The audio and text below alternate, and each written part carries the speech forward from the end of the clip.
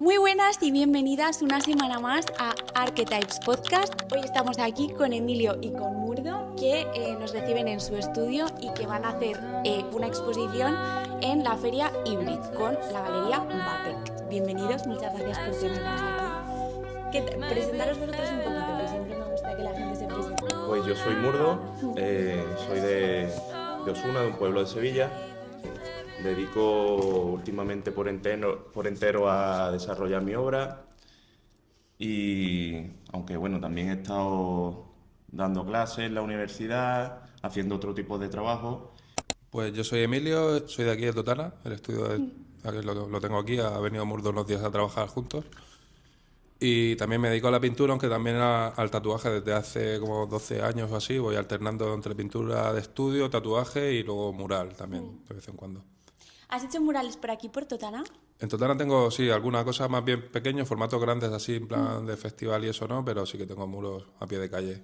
Sí, aquí tengo alguno del 2008, de un pequeño concurso que se hizo y se ha quedado tal cual, nunca se ha vuelto a tapar.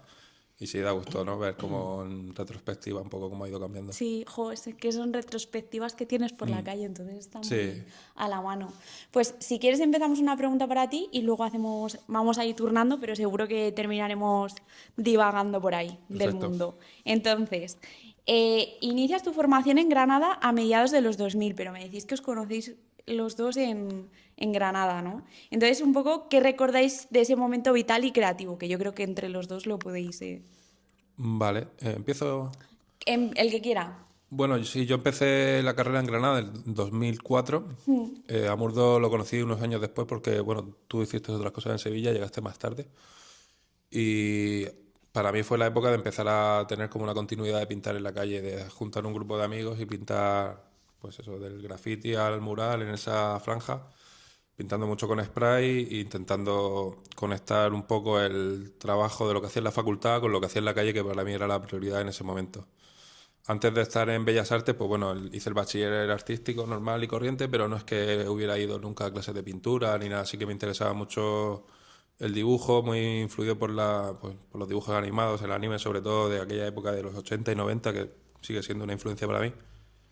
Y esa era un poco la estética que tenía, ya a partir de entrar en la carrera pues te vas empapando un poco de pintura, de arte contemporáneo, muy con cuentagotas, ¿no? Pero para mí el interés sobre todo estaba en juntarme con gente y aprender de los colegas o de los conocidos que iba haciendo pintando paredes, como con Murdo, vamos. A mí se me da mejor hablar de cosas que van hacia afuera que hacia adentro, Sí. porque es que, claro, como que se me olvida mi historia, sobre todo, pero eh, estudié en Sevilla, que hice escuela de arte, luego me fui a Granada a hacer la carrera y es donde coincidí con Emilio. Entonces hubo bastante afinidad y comenzamos pintando murales juntos. Luego vivimos juntos también en La Chana, fueron muy buenos años. Y, y luego me fui otra vez a Sevilla a hacer un máster de investigación. Luego me dio la venilla de seguir por la investigación, hice el doctorado, pero volví a Granada, a hacer doctorado en Granada. Y luego volví a trabajar a Sevilla. Ha sido como ahí una ida y venida entre Granada y Sevilla en todo lo que es el proceso académico. Y, y bueno, aunque siempre he tenido mucha intención de investigar sobre el arte, tanto historia como contemporáneo, pues luego considero que mi estilo de pintura o mi quehacer en el mundo del arte intenta al final desvincularse de todo ese conocimiento y romper un poco, jugar con los límites. ¿Qué lugar ocupaba la pintura entonces frente a otras posibles vías, como por ejemplo la instalativa o el videoarte, la conceptual, etcétera? A ver, en mi caso la pintura era el foco total. O sea, sí que en la carrera vas picando un poco de todo y tampoco te centres mucho en nada, es como un recorrido lo más amplio posible. Pero en su momento no me interesaba demasiado, o sea, hacer los trabajos que te pedían y al cabo de los años algunas conexiones sí que puedo ver conceptualmente, digo, pues mira, estoy haciendo algo que me puede recordar a tal obra de un artista que en su momento pensaba que no me iba a interesar jamás. Pero cuando estaba en el periodo de universidad y tal, yo tenía bastante claro que con lo que me sentía cómodo y lo que disfrutaba haciendo era la pintura y lo que sentía como mi lenguaje. yo por lo menos no exploré mucho más allá en ese periodo. Luego sí estoy más interesado en la manera de presentar el trabajo, que sea algo como más instalativo. Ahora últimamente también mirando de jugar con el tema audiovisual, de cómo se puede combinar la pintura con temas de proyecciones o la iluminación de la sala, todo este tipo de cosas que ahora las pienso en perspectiva y digo, pues quizás sí que me pudo haber calado cosas que vi en primero, en segundo, en tercero de carrera y que en su momento no las tuve en cuenta, pero que bueno, se forma un pozo que te puede servir en un futuro cuando menos te lo esperas, ¿no? Sí. Vale, a ver, la pintura solemos separarla del campo de lo instalativo o incluso de lo conceptual, de lo performativo, pero depende cómo se enfoque, puede ser, la pintura puede ser instalación, puede ser performance, puede ser lo más conceptual dentro de las posibilidades del arte. Por ejemplo, una cosa que estoy viendo ahora, no lo puedo determinar como corriente, pero que sí que me estoy dando cuenta en muchos de los artistas que conozco y que tienen relación conmigo y tienen cercanía. O que simplemente veo por ahí y me doy cuenta porque a lo mejor estoy pendiente de ello. Es como, me parece bastante conceptual el hecho que la pintura ya no sea la representación de una imagen, sino que sea fruto de un proceso y que ese proceso se convierte en una estética que al final tiene mucho que ver con lo que siempre ha sido una paleta. Todo pintor, casi siempre en la historia del arte, ha tenido una paleta al lado a la que no le ha dado una importancia conceptual y sí al lienzo, ¿no? Pero es que hoy en día los lienzos se parecen mucho a la paleta. Y es algo que nace de la pura pintura y lo considero como de lo más conceptual que puede haber dentro del terreno contemporáneo. Cómo se ha trasladado la paleta a la pintura así, de manera muy directa, sin andar con un entramado narrativo que forje un concepto a través de esa narrativa, sino es que es algo que lo veo muy directo y me impacta bastante. Entonces, hoy en día sí que veo que la pintura está muy ligado a lo conceptual. ¿Y qué significa para vosotros empezar una obra? Pues para mí es un pretexto. Como muchas veces comienza con un manchurrón o con un golpe de pincel en el papel o en la tela, derramar algo o incluso partir de algo que ya está manchado, de algo recuperado, reciclado. Pero para mí es el acto de ponerte a pintar como una, ¿cómo se dice? Un ritual, ¿no? Sí. Con el que desfogar tensiones diarias o vitales, pues te vas para el estudio a enfrentarte contigo mismo, en realidad. Entonces, el comenzar es un pretexto para seguir, digamos. Jolín. Y más con esto que en eso creo que coincido con Emilio últimamente. Hace mucho tiempo ya que no partimos de boceto ni, ¿no? Sí, eso es lo que iba a comentar. Igual, claro, ahora tenemos un proceso bastante parecido a la hora de abordar una obra, ¿no? Lo que cuenta Murdo de empezar con un brochazo, con un accidente, bueno, que arranque espontáneamente, ¿no? Pero antes sí yo llevaba un proceso más figurativo, me interesaban otras cosas, otras estéticas, y sí que el punto de partida era pues una imagen fotográfica que tuviera alguna referencia que a mí me gustara por el motivo que fuera, y entonces intentaba llegar a eso, ¿no? Era como una especie de persecución de un objetivo. Tienes visto el objetivo al que quieres llegar y la pintura era como, venga, a ver cómo lo hago para llegar a ese punto.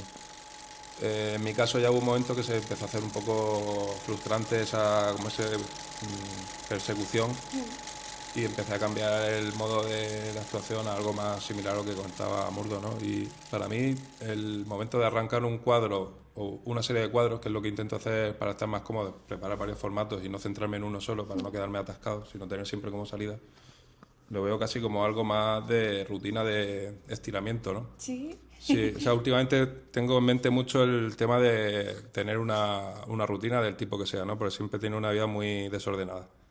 ya sea de salir a andar o hacer, bueno, levantarte a la misma hora, acostarte, más o menos un esquema en el que el cuerpo ya sepa lo que tiene que hacer. Y con la pintura a mí siempre me pasa que me cuesta arrancar, también porque, bueno, como voy intercalando el tatu con la pintura, a lo mejor me estoy unas semanas, un mes con una cosa, luego tengo que cambiar y me cuesta hacer el cambio del chip. Pero cuando ya me planteo hacer una producción nueva, como ahora con la serie esta que vamos a presentar en Madrid, pues sí que necesito unos días de ordenar el estudio, prepararlo todo bien, poner los lienzos, y ya una vez que está, sí que es muy rápido el arranque de ponerse a manchar, y es un poco me recuerda a eso, ¿no? Como te levantas por la mañana y necesitas un poco estirar la espalda. Ya sobre eso sí que es más intuitivo el proceso, ¿no? Tiene mucho de corregir, cambiar, dejarlo reposar, volver a tocarlo, verlo con la mirada fresca, ¿no? Al día siguiente. ¿Cómo es ese proceso compartido? O sea, ¿cómo habéis empezado esta serie? ¿Cómo es empezar una obra de forma conjunta, aunque ya os conocéis? ¿Pero habéis trabajado previamente juntos? Sí, bueno, hemos trabajado, pero bueno, el año pasado hicimos unas cuantas obras juntas de formatos del mismo tamaño que tenemos aquí, pero sobre todo tenemos más experiencia en compartir muros, que ahí, por mi parte, siempre es algo como más desprejuiciado, con menos pretensiones, porque es algo como más, sí, un ejercicio más libre, al menos para mí. Entonces ya tenemos esa confianza que yo creo que es la clave, ¿no? En el que uno sabe que va a pintar, el otro le puede pasar por encima, hay una comunicación, decir, mira, esta parte ya me gusta, vamos a intentar respetarla, pero que no haya problemas porque de repente el cuadro, como tú lo tenías visto, se cambie, ¿no? O sea, se trata de no tener lo que te decía antes, de una idea del cuadro que quieres hacer, sino de ir caminando, que sea como una especie de ambular y ver por dónde te va llevando. ¿Y os va llevando a los mismos sitios o lleváis a diferentes lugares? ¿Cómo es eso? Bueno, en esta ocasión ha sido bastante fluido, pero cuenta. Pues se me ocurre ligar esto con una conversación que tuve con mi amigo Pedro, que hizo ingeniería informática con matemáticas. No sé Jolín, qué. vaya coco. Sí. Entonces, claro, estábamos hablando y yo le dije, tradúceme esto que estamos hablando, tradúcemelo al discurso científico. Y me dijo, vale, pues. Y en base a las ciencias computacionales, esto que tú haces, este método de creación, sería parecido al sistema multiagente, que es el que se parece en el terreno de lo natural al crecimiento del germen. Es como algo que crece y no sabe cómo va a terminar. Entonces, y yo lo comparo también como cuando plantas un árbol o tienes un hijo, tú sabes, puedes imaginarte cómo será en el futuro, pero no lo sabes de la ciencia cierta. Al final puede sorprenderte. Entonces, ese propio crecimiento de la obra, a partir de, como decíamos antes, a partir de un manchurrón o de un plano que te va llevando a otro, una mancha que te va llevando a otra, yo lo comparo con eso, con el crecimiento de un germen. Sabes que va a crecer, pero no sabes en qué momento va a parar o cómo se va a ir desarrollando. Se puede torcer o incluso Claro. hay que cambiarlo. ¿Hay Y eso es lo que discusiones? estamos haciendo más o menos, Discusiones no. no tanto como discusiones. No, la verdad es que a mí me ha parecido muy fácil estos días de producción conjunta, pero porque ya te digo, porque hay una confianza de muchos años de amistad.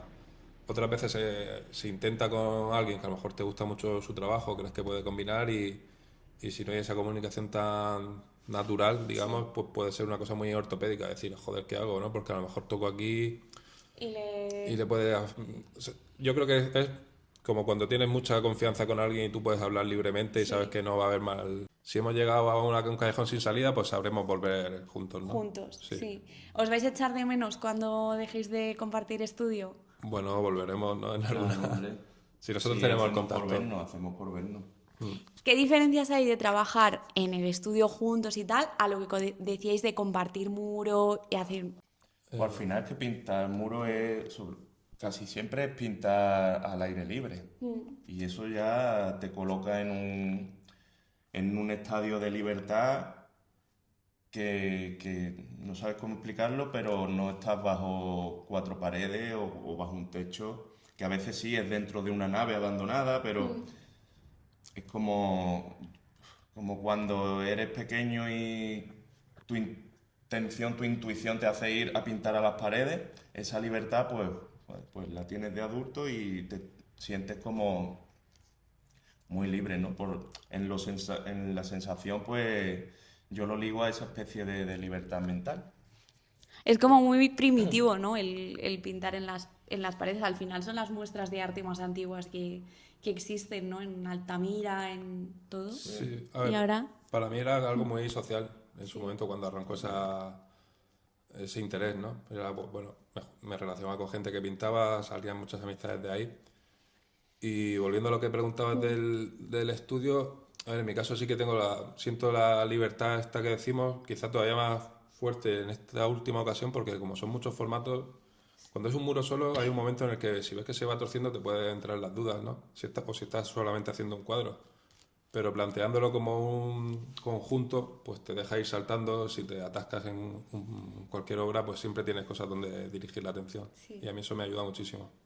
Claro, y no se da con lo que decía antes Emilio, no se da con toda persona con la que vayas a compartir la experiencia de pintar un mural, pues imagínate cuando de verdad disfrutas de este proceso tan libre, es cuando te debe importar entre cero y nada que luego llegue esa persona y te cubra lo que has estado tú dibujando o pintando, ¿no?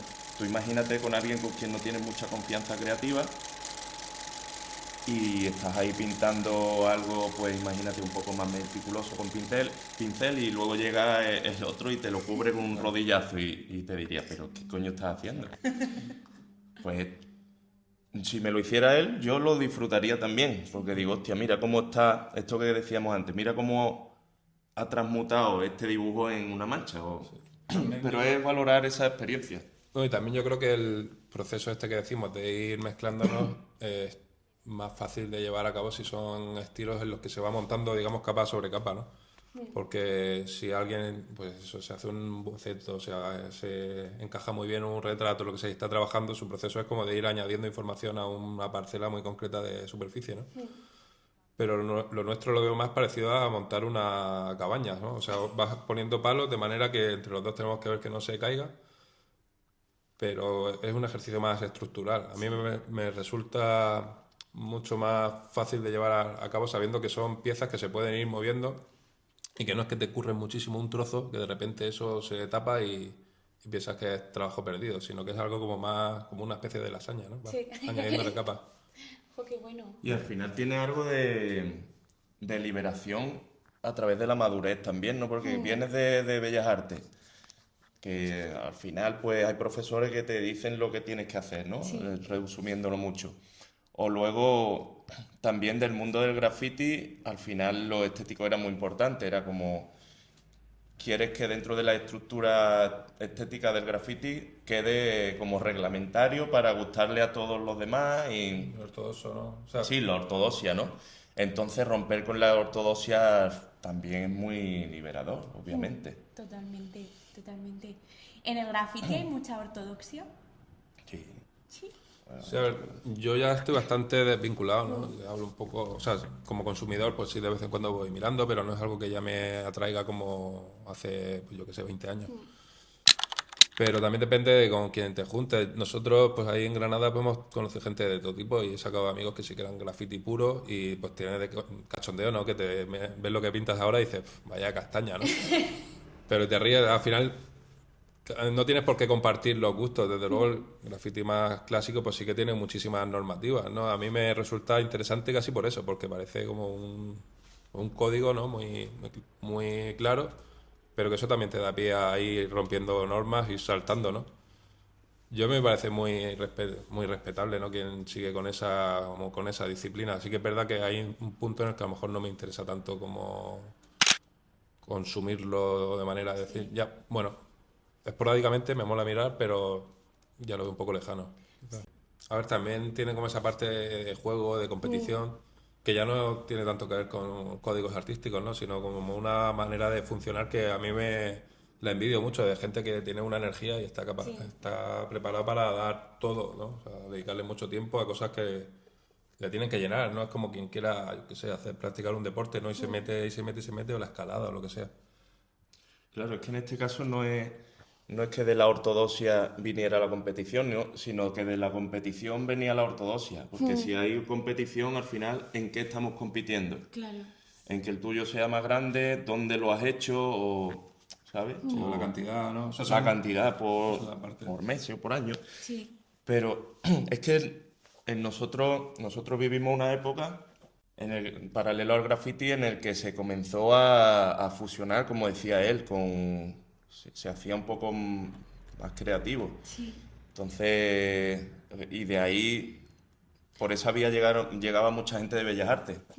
Un muro que te encontrabas que habíamos quedado un sábado o un domingo y tanto iban grafiteros puros, digamos, con gente que venía de Bellas Artes y hacía más rollo retratos o incluso paisajes o se dedicaba a hacer fondos y al final pues creo que ahí se acercaba ya un poco más al muralismo y al buscar la riqueza plástica y pictórica. Y bueno, y creo que de ahí surge el movimiento arte urbano, ¿no? Sí, totalmente. De esas mezclas y esa sinergia. Sí, a ver, va derivando, ¿no? A mí me gusta también verlo como dos cajones distintos, ¿no? Porque al final puedes tener en común un espacio que pintas a lo mejor en un muro, pero realmente la actitud o los intereses pueden ser muy distintos, ¿no? Yo lo que más practicábamos nosotros pintando, que fuera en la vía pública, lo veo más cercano a una obra de estudio, porque estás pues luchando contra ti mismo en ver Sí. qué formas sacas, qué colores, no tanto en tener mucha cantidad o que sea un sitio muy visible. De hecho, nosotros pintamos mucho en sitios que están súper abandonados, ¿no? Entonces no tiene ya nada que ver con el graffiti. Pasa que, claro, en un principio vas arrancando de ahí. Yo nunca me he considerado que fuera mi nicho ese. Realmente es más pintura, o sea, Sí, pasa que totalmente. se vuelca mucha gente en el muro, depende de la época, parece que hay como más tendencias. Bueno, sigue Y siendo ya un un estudio. poco quedándonos contigo, me gustaría saber un poco, porque tus primeras etapas parten de una figuración, ¿no? Muy expresionista y ligada pues también a la mancha y al color. ¿Qué te daba la figuración que hoy ya no necesitas? A ver, a mí me interesaba la figuración, la parte más expresiva, y luego ya iba conociendo pintores que, pues, digo, mira, esto era lo que buscaba. Durante años quizá era un punto de partida. A mí lo que me pasaba que tiraba de una fotografía fuera mía o de cualquier cosa, o una época cuando estaba en Granada también, que me dio por pintar como retratos de perros, ¿no? Ya era, voy a buscar una temática en la que no tenga que pensar mucho en qué hago, sino que tener como una línea y ya explorar la manera de representarlo, ¿no? Jugar con los colores y eso. Yo en su momento pintaba con muchísimo color, era todo con spray, pero era una paleta de color muy amplia, porque siempre se me iban quedando los culillos de los botes y entonces pues me iba con todo lo que me sobraba e intentaba resolverlo, pues eso, tenía un verde flúor, un naranja, o sea, me salía como una paleta casi fauista, pero por reciclaje, ¿no? Por necesidad. Nunca me hacía voy a pintar esto y para esto necesito esta serie de colores, voy y los compro, sino que me gustaba ir con lo que hubiera y ver qué salía. Y ahora mismo es un poco parecido, también ver en los materiales o sea, dejarle hablar un poco al material, ¿no? ¿Qué me daba la figuración? Para mí era simplemente tener una excusa para poder ir echando pintura, o sea, tener como una guía de por dónde quiero ir colocando los colores. Luego, cuando veía la obra entera, pues si me interesaba que tuviera como una atmósfera, intentar transmitir algo si era un retrato, pues con la mirada del personaje o un paisaje tuviera un punto emotivo. Pero siempre acababa sacando fotos de detalle que decía, joder, qué guay que el cuadro entero fuera solamente este trozo, ¿no? Que era una composición abstracta recortada de un fragmento de la obra. Sí. Eso en los murales me pasaba mucho porque, claro, tiene la foto principal, ¿no? En lo que se ve pues una escena del tipo que sea, a lo mejor una habitación que me dio por hacerla durante un tiempo. Pero siempre sacaba detalles y ahí era donde yo más disfrutaba, me parecía como más creativo el sacar la foto, recortar justo el trozo que te gusta de una composición mayor y decir, mira, aquí salen como muchos cuadros dentro de esta obra, ¿no? A mirarlo de cerca. Y de ahí fue donde empecé ya a interesarme por romper del todo la imagen, no tirar de una imagen como inicio, sino empezar a echar color y de ahí buscarle la forma, ¿no? Fue un poco el proceso que he llevado. O qué proceso más curioso, en plan, como si fueses una lupa, en plan, ampliando como las escenas. Claro, si al final una forma de abstraer puede ser o coger un objeto e ir sintetizándolo hasta que ya se rompe, digamos, o de una imagen coger un detalle muy pequeño, incluso con fotografías puedes sacar fotos que sean totalmente abstractas y a lo mejor es un reflejo que golpea en un objeto que no se sabe lo que es, pero te gusta la manera en que se reparte visualmente el peso de la imagen. O sea, que es una evolución supernatural hacia lo que es la abstracción. Sí, en mi caso no es que me sentara un día y dijera quiero cambiar, sino que A mí me gusta mucho, soy bastante maniático con ponerle como la fecha a todo, ¿no? Tener el orden cronológico, porque me ayuda a aclararme mentalmente. A veces me pierdo y digo, vale, esto he llegado aquí porque he ido haciendo... Hay una secuencia. También como hubo un momento que empecé a tatuar y la técnica pues te exige, tiene unas limitaciones, ¿no? Pues yo empecé a tatuar con negro solo, hacía un tipo de dibujo que no tenía nada que ver con lo que pintaba, pero era por intentar encontrar algo que fuera tatuable, que eso me costó mucho y fui poco a poco depurando y hasta que hacía imágenes que eran muy sintéticas, con negro, con bloques de negro, que no tenían nada que ver con lo que pintaba en ese momento. Pero claro, de ahí ya también me llegó un punto en el que dije, pues de aquí puedo intentar trasladarlo a la pintura. Entonces voy rebotando de un campo a otro y poco a poco ahora ya sí que intento aproximarlo y que la obra de estudio, la obra del mural y el tatu, aunque sean con blanco y negro, pues se pueda reconocer que hay una misma persona detrás, o sea, que Jolín, vaya confluyendo. qué interesante. Y, por ejemplo, en tu trabajo aparece una transición hacia paisajes y escenas interiores cada vez un poco más distorsionadas. ¿Qué te interesaba romper ahí? Sí, a ver, este punto era como de transición.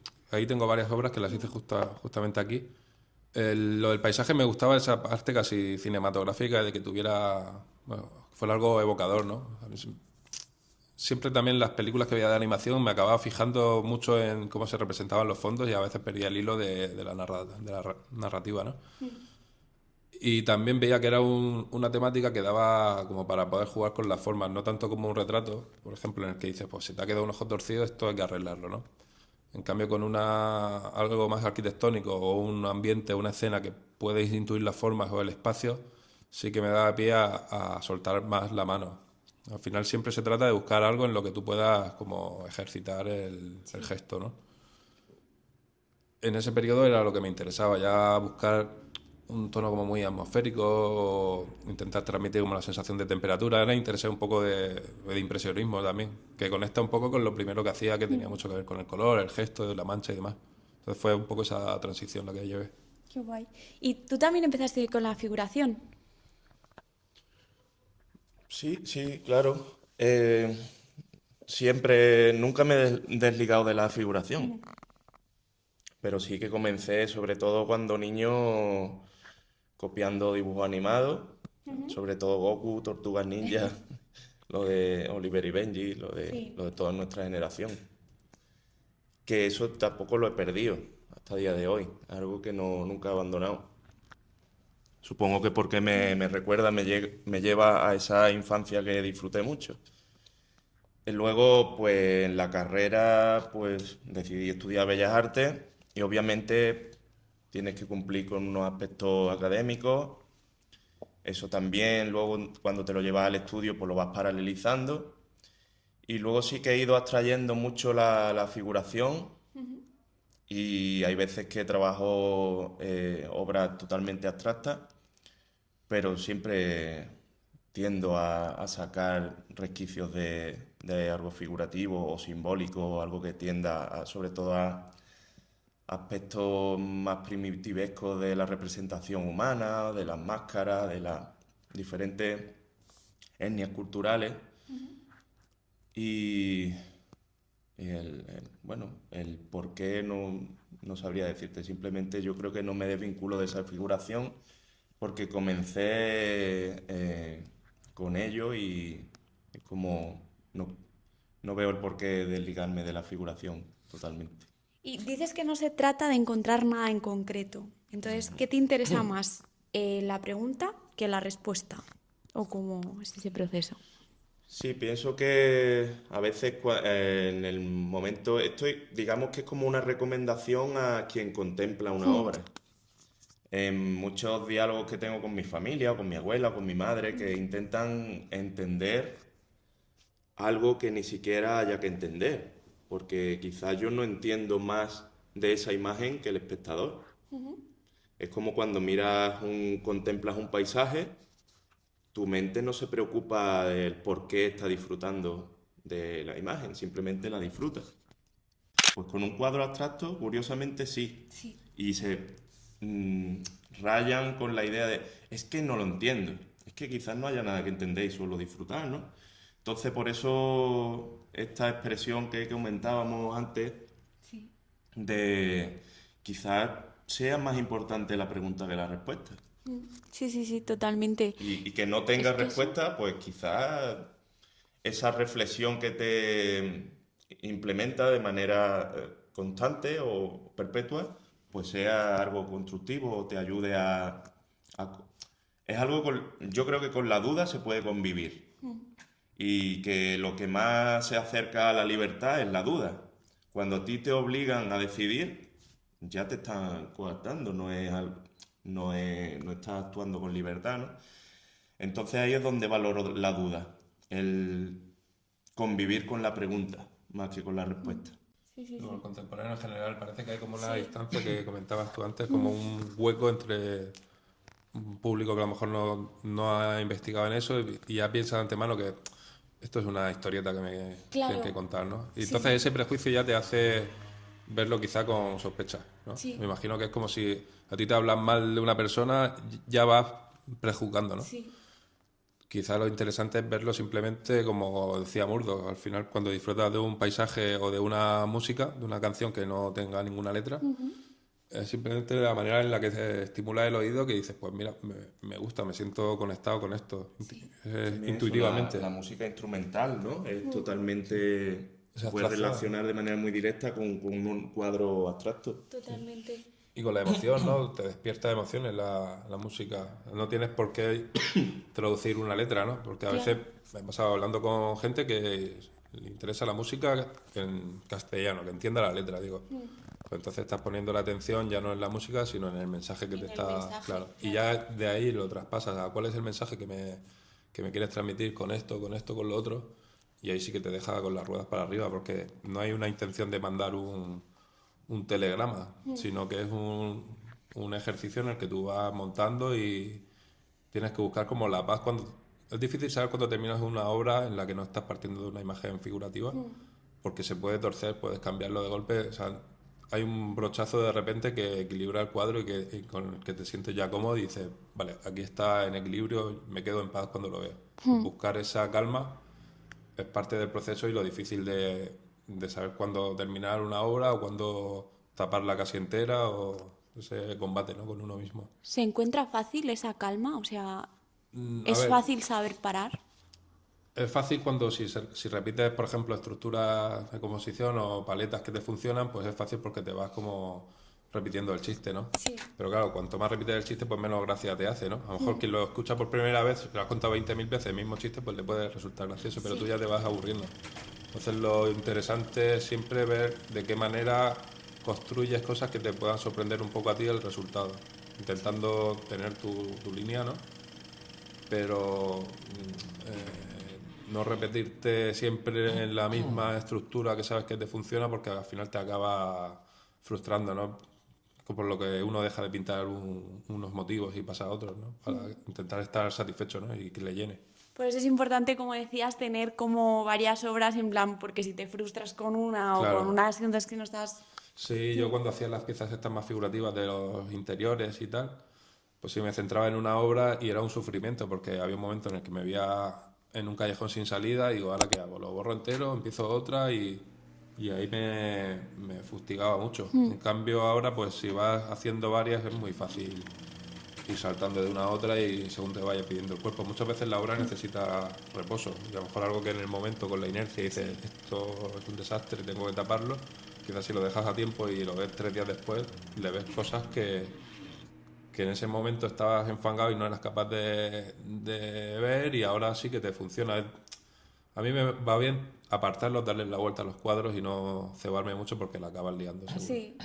¿Tienes muchos cuadros dados la vuelta? Bueno, aquí algunos están archivados. Castigados. Intento que la vuelta luego no tarde mucho en volver a su sitio porque si no es verdad que ya me cuesta retomarlos. O sea, pero en el proceso a lo mejor dejar unos días de reposo, pero no hago de dejarlo y volver a lo mejor un año después. Eso no, porque ya no sabes por dónde pillarlo. Jolín. Y un poco en fragmentos hablas de señales, huellas, yuxtaposiciones emocionales. ¿Qué es una huella en pintura para ti? Sí, esto creo que iba sobre el texto curatorial que presentaron Sí. para la exposición que hizo Pedro Manzano, que me encantó cómo lo explicó. A ver, una huella al final no deja de ser como un gesto, ¿no? Lo que tiene la pintura como de acción, es un registro de lo que ha ido sucediendo en el soporte, ¿no? Yo lo entiendo como eso, que se vayan superponiendo las capas y cuando ves un vídeo y vas tirando para un lado y para el otro y puedes ver pasar muy rápido de un segundo a otro y lo veo algo parecido. Siempre me gusta que se transparenten zonas que se han hecho en la primera sesión o no taparlo entero y que el cuadro sea como un rectángulo, sino como una especie de ruina a través de la que puedes ir paseando. Qué guay, sí, qué chulo. Y para los dos, ¿sentís que el material impone límites o que os conduce? Yo, para mi forma de pintar, sí que lo veo más como algo que conduce, más que como límite, porque si te encuentras con un límite, buscas otro material. Sí que a mí me sirvió como límite, pero ya no con la pintura, sino con el tatuaje, porque hay una época en la que probé, varios colegas me dijeron, ¿por qué no intentas hacer en tatu lo que estabas haciendo en pintura? Hice algunas veces la prueba, pero me di cuenta que no estaba cómodo con el proceso. Digo, estoy intentando que parezca lo que no es. Es como una foto que parezca una pintura o una pintura que parezca una foto. Y me siento mucho más cómodo cuando hay una honestidad con la herramienta o con el material, ¿no? No necesitas que parezca. A mí me da mucha rabia, por ejemplo, cuando veo como azulejos que parece que son de madera, Sí, ¿no? Este tipo de decoración que digo, joder, ¿qué problema hay en que sea un azulejo, ¿no? claro. O un PVC que parezca que es mármol. O sea, todos estos trampantojos a mí me parecen casi obras conceptuales porque digo, hostia, ¿qué intención hay de ocultar lo que, Lo que era. ¿no? Si el material es X o es Y, pues perfecto, ¿no? Si lo has decidido que sea ese, pues genial. ¿Hasta qué punto dejáis que el material decida por vosotros? Pues mira, aquí me remonto a una frase de Bacon, de Francis Bacon, que decía, la pintura por sí sola es capaz de hacer cosas que no soy capaz de hacer yo. Wow, Entonces, pues ahí es cuando decides que la pintura por sí sola te ha ganado. wow. Hay veces Qué que las bueno. manchas salen un poco improvisadas Sí, los y sin tú accidentes. claro, hay accidentes que es mejor no tocarlos porque ya tienen su relevancia estética y de plasticidad también. ¿Tú también castigas obras? Que si las castigo, sí. Cuando estoy yo castigado, al final es un exorcismo. Sí. Claro, Claro, tú que estás unido con los monstruos, pues mira, claro. exorcismo. Sí. Y Hay veces que le he pegado con un pico. No sé si era un pico, como un martillo de pico, un pico. No sé qué herramienta era algo así. Y Punzó, ¿no? empecé a reventarla y al final esos agujeros eran como otra parte, era un elemento más de la pintura. Tengo algunas obras así. Sí. O al querer tapar, ¿no? Yo algunas de las piezas de estos últimos años que tienen unas formas unas bolas muy grandes, era de coger la brocha esta de escalar y ya cuando ves que no hay solución decir, bueno, voy a taparlo y cuando haces unas cuantas bolas de repente Sí. puede que se organice, ¿no? Sí, ese tira y afloja, ¿no? es curioso ese proceso de tira y afloja con la obra, que parece a veces como una pelea, pero luego ya terminas como familiarizándote con ella. Sí, cuando te va llevando bien Sí. es muy disfrutón, ¿no? Sí. Cuando va fluyendo ya sabes, de repente como una intuición de decir, "Oye, vale, le falta un toque aquí, le falta otro toque aquí". Pero claro, ese es el momento guay. Antes de eso pues hay que hacer como revolverse un poco. Sí, jolín. Luego hay artistas que trabajan desde una perspectiva o desde una predisposición a enfrentarse a la pintura totalmente aleatoria, ¿no? Como dejándola fluir. Sí, ¿no? dejándola que suceda lo que tenga que suceder a través de máquinas. Por ejemplo, Lolo y Sosaku, Ah, sí, que claro. trabajan en Barcelona, son uno de los artistas referentes para mí. Sí. Y la pintura la lanzan a través de máquinas, ya sea lanzando o con robots que no es que estén programados, sino que son máquinas, simplemente rotativas. Sí. Y tienen o un pincel o una barra de óleo en cada una de sus patas y van ahí dando vueltas en un tatami de lucha, que es el propio lienzo que está en el suelo, y al final sale un cuadro que tú no lo puedes superar actuando desde el intelecto. Claro. Esa espontaneidad es verdad. Es como cuando intentas montar un bodegón, ¿no? Sí. Que intuitivamente pones la manzana, la naranja y se nota que hay como una intención de estructura. Sí, sí, totalmente. En cambio, hacerlo accidental cuesta mucho que sea suelto del todo, ¿no? O sea, yo para dibujar, o sea, para encajar una figura, prefería ir manchando y poco a poco modelando con manchas grandes de color porque nunca sabía hacer el dibujo demasiado bien, como que te pierdes en la estructura del lineal. Y esto es un poco eso, ¿no? El dejar que caiga, surja. a ver de qué manera cae. Y contigo, monstruos, máscaras y superhéroes. En tu obra aparecen monstruos, máscaras, figuras híbridas.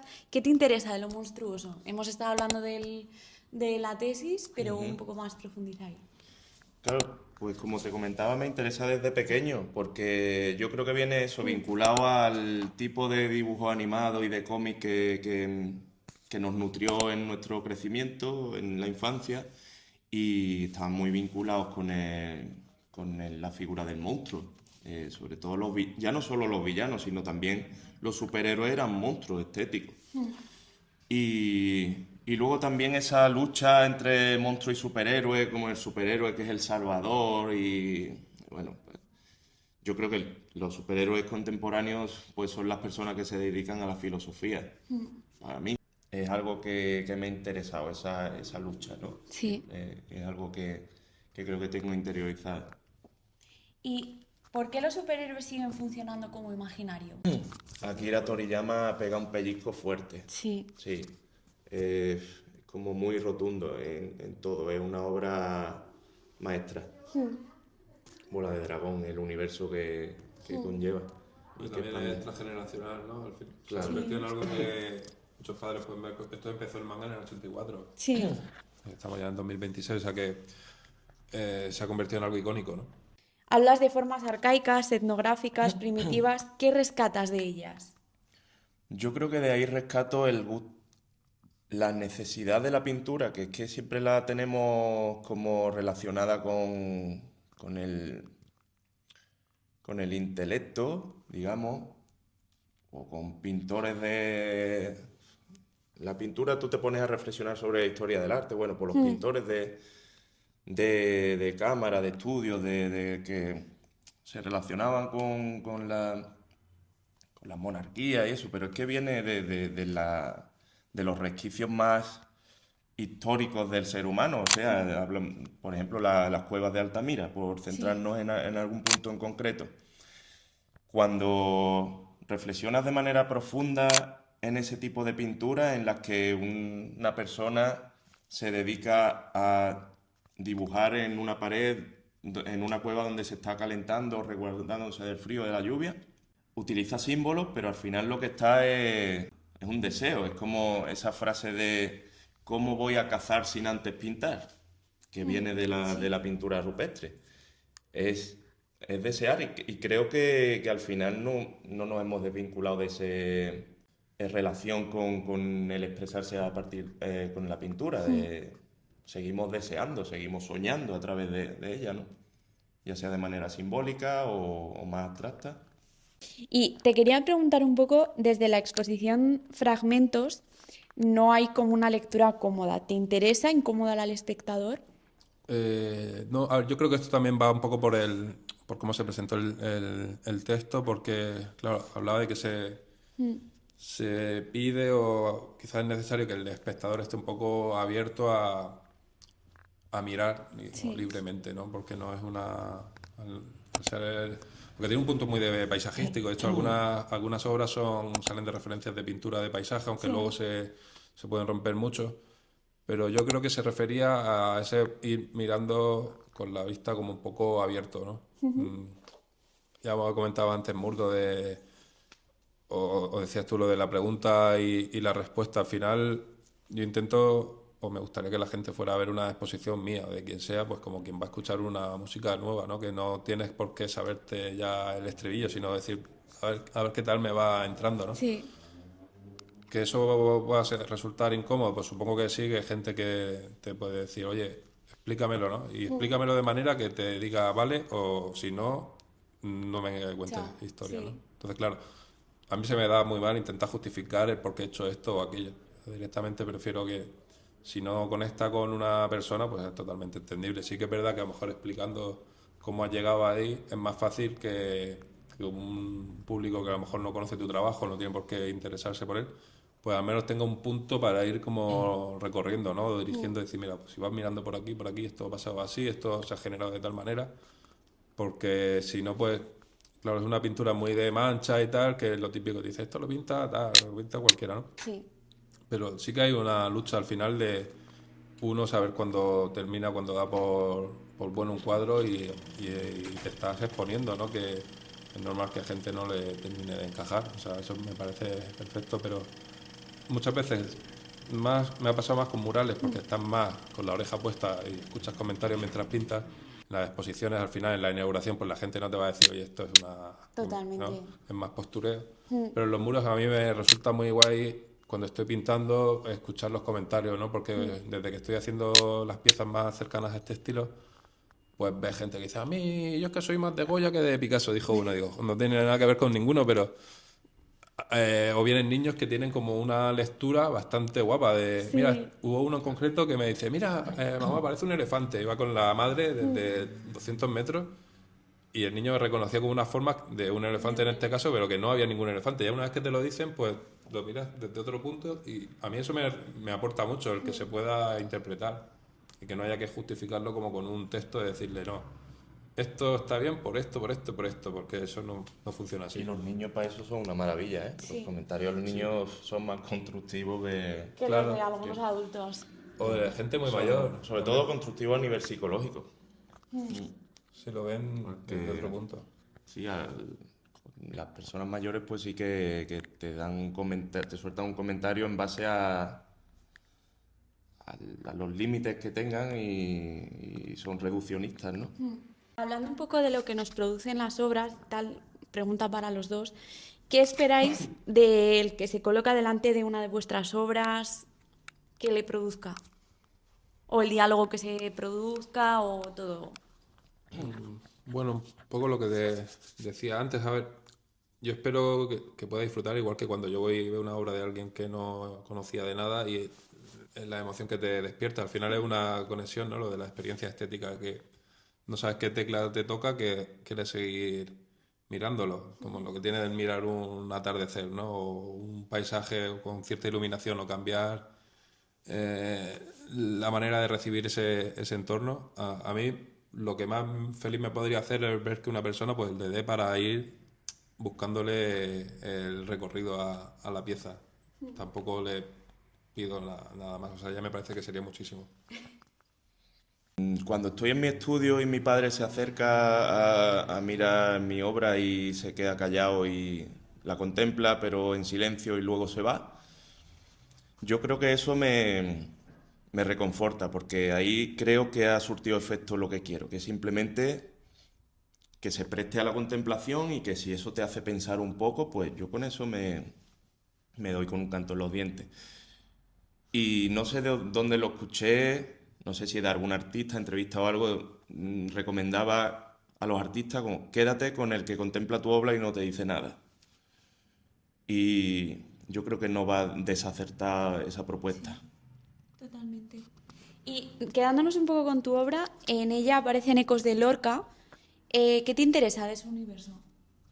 Pues me interesa que era un rompedor, ¿no? Que tiene a la hora de expresarse y yo creo que sí, que esa negrura española, que también la han tenido muchos otros artistas, por ejemplo, pues, Solana o Goya, en cómo lo utilizo en mi obra o cómo lo traigo a referencia a algunos títulos, porque siempre me ha gustado jugar con los títulos de manera poética o incluso humorística, y ahí es donde sí que me influencio pues de poetas o filósofos que me molen, y ahí sí es donde se puede vincular un poco con Lorca, en la manera de plantear a lo mejor una frase. Y bueno, hay un poema que me maravilló y eso ya me perpetuó en mi profunda admiración por él, que él, dentro del libro Un poeta en Nueva York, hay un poema que se llama Fábula y rueda de los tres hermanos, que justo él estaba en Nueva York, 2 años antes de ir a España, de volver, y justo en ese poema, premonición, ¿no? Un vaticinio de su muerte. Invito a todo el mundo que lo revise. Se llama Fábula y Rueda de los Tres Hermanos. Y narra su propia muerte. Narra cómo lo van a matar. Jolín. Y Podía haber pues, habla de predecido. una invasión, digamos, haciendo alusión a los militares o a la Guardia Civil que entran a su casa a rebuscar y que al final lo matan y que ya nunca lo encontraron. Esto es que fue así, después, 2 años después. Y ahí no hay truco porque ahí no... Ahí lo que existía era los escritos. Sí, sí. La manera de evidenciar pruebas o documentos, los escritos, nada más. Y entonces es que como que narra su muerte y incluso que no lo encontrarían. Y a día de hoy no se ha encontrado dónde está enterrado Lorca. Nada, ni se tiene ni idea. Entonces muy curioso. Invito a todo el mundo que lo revise y reflexione un poco de... Sí, pondremos el enlace por ahí.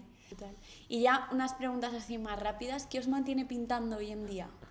Mira, para mí es como una... Para mí me sirve como terapia.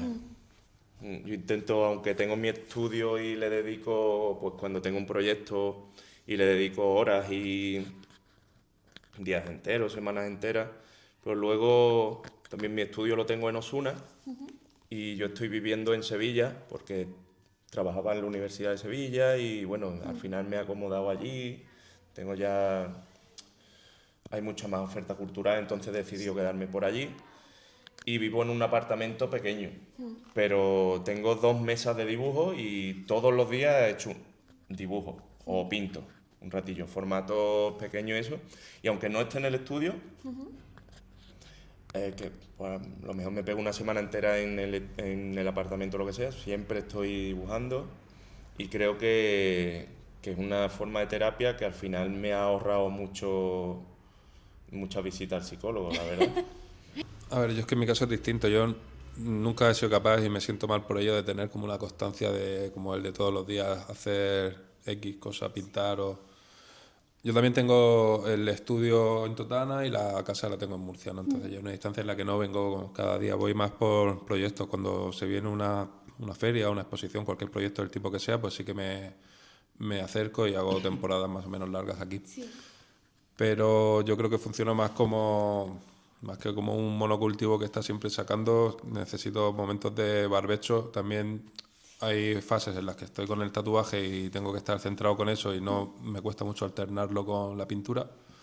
Entonces voy por estaciones, digamos, más productivas, otras más contemplativas y siempre con esa frustración de no ser capaz de mantener como un ritmo. Siempre pienso que debería de estar más activo. Pero el hecho es que cuando esfuerzo a querer sacar obras como si fuera ir al gimnasio, no me termina de salir. O sea, creo que tengo que asimilar que necesito como unos tiempos y cuando no estoy en el estudio pues hacer otro tipo de cosas más relacionadas con el tatu a lo mejor o investigación o lo que sea.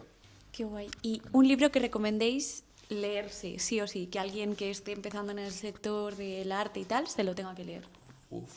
A ver... De arte contemporáneo. De lo que sea. Como si es de la vale. vida, pero que les vaya a ayudar en general.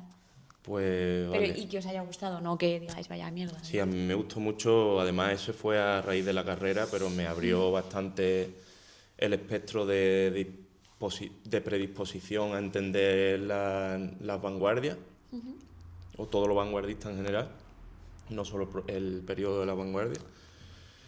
El impacto de lo nuevo, de Robert Hughes. Tiene, creo que eran 15 o 17 capítulos, y además es un libro que nace de una serie televisiva y no al revés.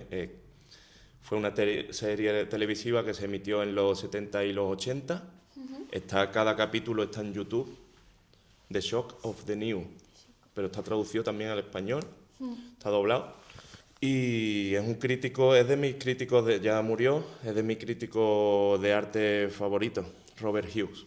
Y tiene un capítulo que me sorprendió mucho que se llama, creo que es el sexto, La cultura como naturaleza. Y siempre tiene este vínculo entre lo filosófico y cómo entender cada periodo artístico a través de la filosofía de ese momento. Y me gustó mucho esa metáfora o ese mensaje subliminal, ¿no? De la cultura como naturaleza, y te explica que el ser humano la naturaleza del ser humano siempre tiene mucho que ver con el tiempo que le ha tocado vivir y con lo aprendido. Entonces lo cultural llega a ser la naturaleza del ser humano también. Y luego explica los periodos muy bien, de manera muy, muy llana, digamos, y está muy bien para eso, para quien quiera leerse su primer libro de crítica de arte, por ejemplo. Vale. Está muy a flor de piel también el mundo de los choques ideológicos, y me he leído uno recientemente de Zizek, el filósofo de Eslovenia, y se titula El objeto de la ideología. Vale. Y creo que hoy en día está muy a flor de piel los choques confrontativos, ideológicos, que a manera de pensar mía está ya rebasando lo absurdo, y ya está. Luego, pues, como ya en lo literario hemos citado a Lorca, pues ahí nos quedamos. Vale, genial. Bueno, pues lo mío es que va a sonar súper banal y tontorrón, pero no tiene nada que ver con crítica de arte ni arte contemporáneo, pero quizá como una manera de afrontar el proceso creativo, la actitud que se puede llevar a mí. Yo recomendaría un manga de Jiro Taniguchi, se llama El Caminante, que esto es prácticamente un manga mudo, o sea, cada capítulo el personaje sale andando y es un paseo, divagar y fijándose en detalles, ¿sabes? Lo de la estética wabi-sabi, del pequeños matices que te pueden llamar la atención, y para mí eso es lo más cercano a entender el arte, o sea, algo en lo que por la clave que sea te conecta y te quedas fijando cómo gotea un grifo, cómo sale un pájaro detrás de un árbol. Puede parecer una chorrada medio New Wave o así, pero realmente me siento mucho más identificado con eso que cuando leo crítica de arte, porque como que instintivamente me empiezo a bloquear y ya digo, buah, si esto es lo que es, digamos, la gente que entiende, la gente que ha estudiado puede llegar a analizar, yo lo que soy es un inculto. Entonces me sirve para relajar y, digamos, abrir un poco el espectro, este tipo de historias en las que no deja de ser el darse una vuelta y estar como atento a lo que el entorno te puede ofrecer. A mí me parece más... O sea, yo necesito salir a andar todos los días, y caminando es cuando se me ocurren las ideas para muchos proyectos. Si me siento en una mesa y empiezo a decir, venga, como si tuviera que sacarlo de cualquier forma la idea, me cierro en banda y no hay manera. En cambio, a base de salir a caminar, a lo mejor ahí es donde inconscientemente se te enciende la bombilla. Y a mí me parece muy guay también el hecho de poder ver una obra que no tenga prácticamente ningún texto, que sea como poder mirar por un agujerillo e intentar que surjan de ahí los conceptos o las maneras de hacer. Porque yo, cuando tengo como muchos conceptos en la cabeza, la mano se engarrota y no sé qué hacer. Sí. Me gusta lo de la idea del paseo, que la pintura puede ser una forma también de ir paseando, no decir quiero ir de aquí a aquí de la manera más rápida, sino necesito salir de donde estoy y ir dando vueltas, y a lo mejor por el camino me encuentro un billete de 50 euros, o a lo mejor pisas una... Pero ese dejar que las cosas puedan suceder, aunque suena muy hippie y colgado, y la verdad es que me da como un poco de lache, pero me funciona a la hora de afrontar el día a día, y el proceso creativo no deja de ser otra actividad como levantarte por la mañana, ¿no? Te puedes levantar animado o totalmente frustrado, dependiendo de los objetivos que te plantees o de la manera de llevarlos a cabo. Y en ese aspecto también, que ayer sonó la banda sonora de Paris, Texas. Sí. Esa peli también va, ¿no?, un poco al rollo de... Sí, a mí, bueno, justo es que la pillé el otro día, la vi el vinilo, digo, buah, si esto me encantaba, la banda sonora de Paris, Texas. Tiene ese aire como envolvente y atmosférico de desierto, de meditativo casi. Sí. Y a mí la música me importa muchísimo a la hora de pintar, porque puedes estar atascado, igual es la música que te está metiendo como una información en la cabeza que choca con lo que estás pintando, y necesitas parar, decir, a ver, ¿qué banda sonora pega aquí? A mí todo el rato a mí me encanta conducir por carreteras secundarias, comarcales y todas estas, voy buscando como la vía de evitar pisar la autopista, ¿no? Y ir con el coche y buscar una música que de repente conecta, digo, esto es una instalación ya, o sea, la sensación, el recorrido que hace, la manera en que la música acompaña lo que estás viendo, yo voy flipando.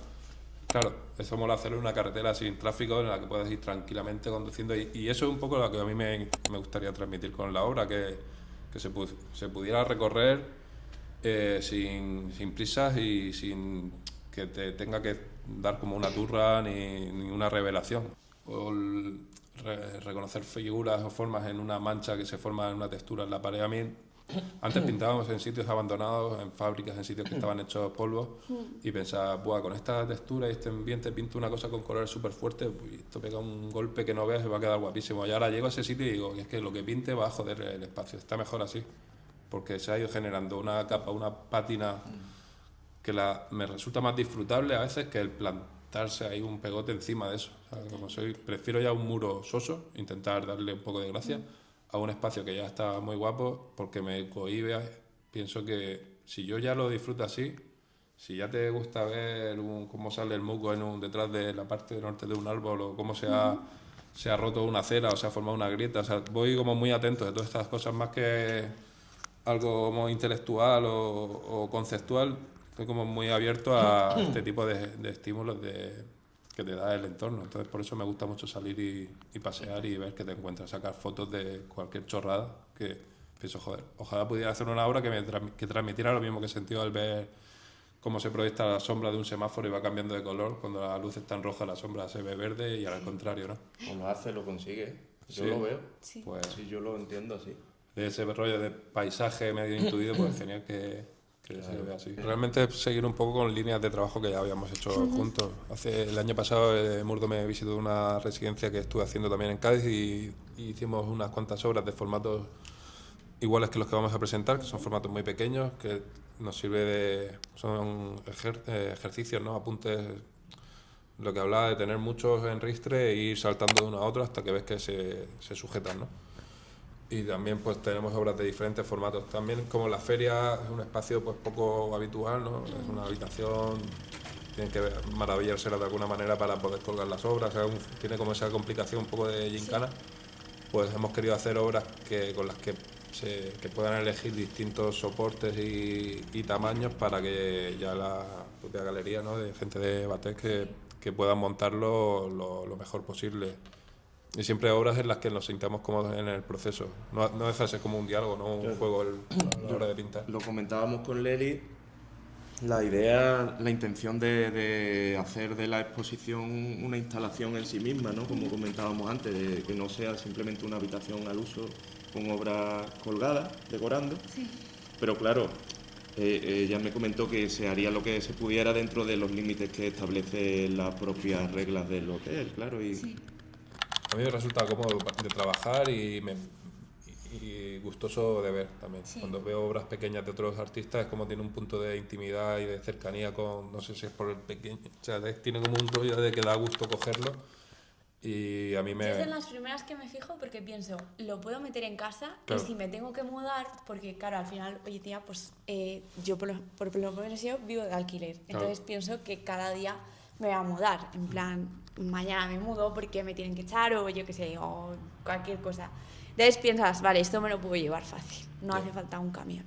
Sí, es manejable. A ver, a mí también me gusta Y hacer una formatos forma de grandes, coleccionismo que se adapta también y se acerca a personas que no tengan por qué ser ricas, ¿no? Claro, sí, totalmente. A mí me gusta mucho disfrutar de casas de amigos o de familiares o de conocidos a las que voy y tienen su pequeña colección particular. A mí personalmente me enternece bastante.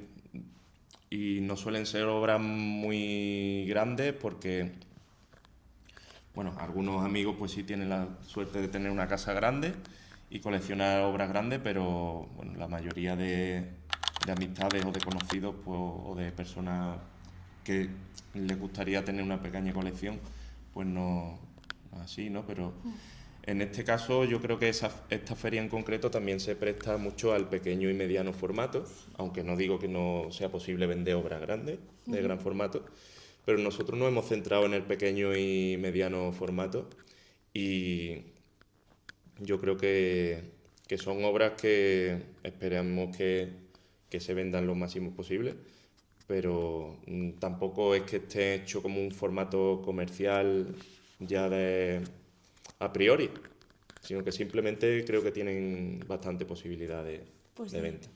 Y yo creo que están muy contentos del resultado. Sí, a mí me gusta hacer estos formatos porque las últimas expos que he hecho sí que eran más instalativas. Una era en el cuartel de artillería aquí en Murcia, que era una pieza de 17 metros y medio, ya un mural. Entonces, claro, me apetecía, también me pedía el cuerpo hacer obras más, tamaños más normales, ¿no? Sí. Y por ese lado me ha gustado. Y ya la última pregunta, ¿a quién os gustaría ver de un tiempo a esta parte en Archetypes? ¿Varios? ¿O Con uno es suficiente. elegir? Uno que varios. Sí, es que me empiezan pa, y digo, joder, parece la lista de los Bueno, reyes. los puedes tener sostenidos en el tiempo. Sí, Yo te sí. puedo recomendar que sería muy interesante visitar el estudio de Sergio Gómez, o de Alberto de Bloch, o de Rorro Berjano, Vale. o de Anita Cuadra. Vale. A ver, pues yo te voy a decir también dos que son amigos y pintores que admiro mucho, y sobre todo porque he tenido proyectos con ellos últimamente y pintamos a menudo. Uno es Laguna, Antonio Laguna, que empecé a pintar con él en 2000, la primera vez que coincidimos creo que fue en 2007, fue precisamente en Sevilla, en una jam que hubo, que yo aparecí por ahí rebotado, que llegué con otro colega. Y desde entonces hemos pintado mucho juntos y a mí me ha parecido siempre un referente la manera de abordar la pintura con una libertad que tiene y desprejuiciado totalmente. O sea, no sé si conoces su trabajo, pero para mí es el referente, yo creo que más se mantiene durante los años, y aparte muy buen amigo mío. Y otro también amigo y que tiene un trabajo súper fresco es Jorge, el Salvaje Selva. Él está en Madrid. Es también de Murcia, pero vive en Madrid desde hace años. Y él trabaja sobre todo con el spray, con formatos, o sea, con las boquillas estas que tienen un trazos súper gordos, y tiene un trabajo como muy etéreo, hace unas composiciones súper atmosféricas, tiene una frescura enmascarando, haciendo capas. O sea, te recomiendo que los cheques los dos, porque además de ser pues gente muy cercana a mí y de toda la confianza, es que tienen un trabajo muy fresco y que da gusto ver como el desarrollo que llevan, ¿no? Algo más joven, o sea, Jorge es más joven que yo, no sé exactamente, y Laguna unos cuantos años mayor, y entonces yo me quedo como en ese centro. Pues nada, esos son mis dos consejos. Pues ya está, chicos, muchas gracias.